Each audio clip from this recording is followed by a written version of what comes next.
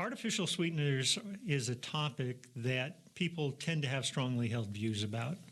And I'm not so much wanting to change anyone's mind about it. I think there's science that's still developing on some of them.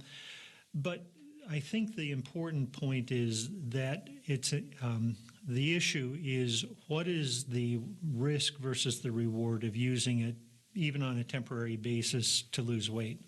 I've had someone who was substantially overweight, had significant health issues related to their weight, but they weren't going to do the ideal protein protocol because they didn't want to be exposed to the artificial sweeteners that were being used there.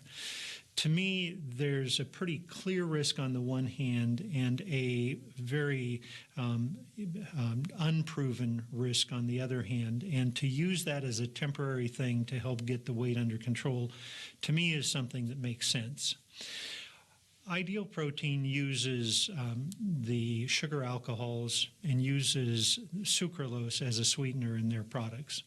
And in the conversation in the post below with Mike Ciel, you'll learn a lot more about that particular issue if you want to listen to it. For me, the use of sucralose in a limited way, I think, is a reasonable risk, even though there may be some questions yet to be resolved and there may be some things that the science reveals over time.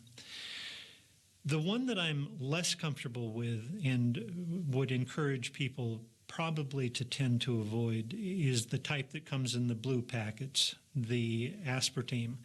Aspartame, there are issues over how it interacts with brain chemistry. There are potential issues over how it reacts with insulin or insulin sensitivity. And as such, I think is a better thing to be avoided.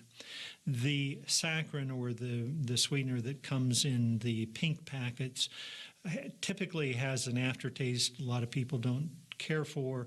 It did have some questions quite a few years ago temporarily over it, which I think have largely been resolved at this point.